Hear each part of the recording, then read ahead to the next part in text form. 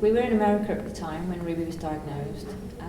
We'd been in hospital for a couple of weeks, almost a month, and my family back home knew that she was very sick. She was having uncontrollable seizures, and it wasn't until we took her home and then a few weeks later that Ruby was actually diagnosed with having Sandhoff disease.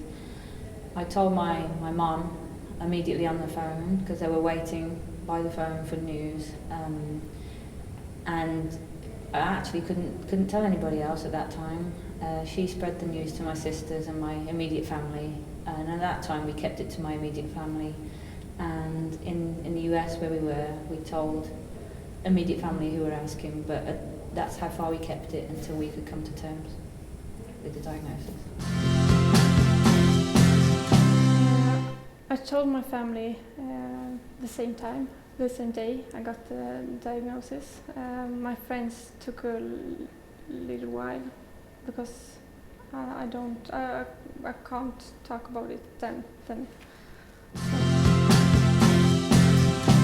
When we were first diagnosed, we originally spoke to each member of family via the telephone, and then directed them to a website to explain more for them to be able to read about it rather than us have to emotionally tell them.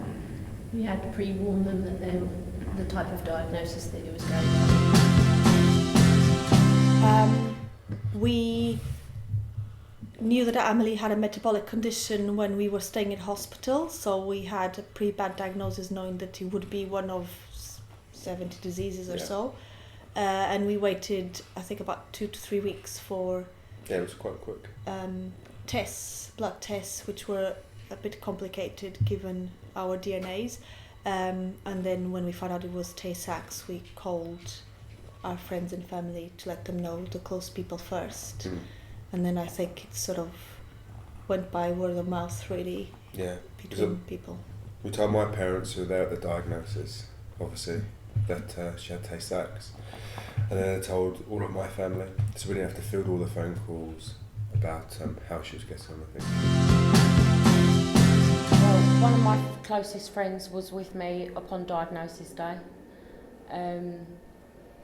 The rest of them I told over the phone from Great Ormond Street as we got the diagnosis.